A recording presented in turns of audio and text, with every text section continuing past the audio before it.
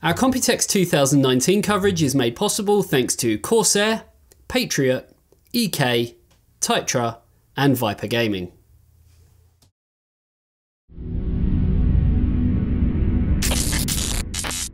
Hey everyone, Andy Raffel from eTeknix.com. We're here with Gigabyte at Computex 2019, and you may have actually seen a couple of, I guess you could class it as leaks. I believe it was on video cards and WCCF Tech about this, the X499 series motherboard. Sorry guys, but you're wrong. Wrong. This is not X499.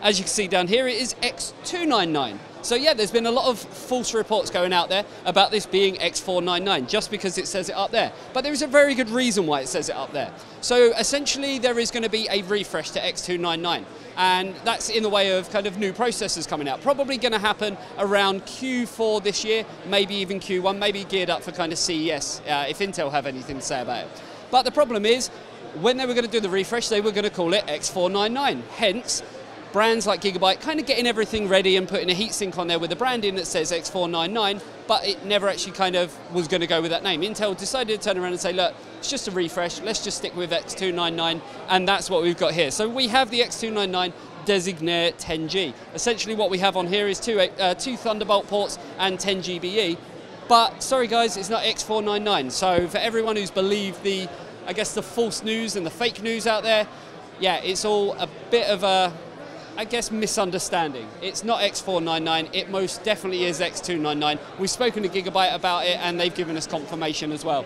So yeah, sorry for everyone who kind of fell for it, I guess. So there you go, you have the truth, the facts, and you heard it here first on eTeknix.com.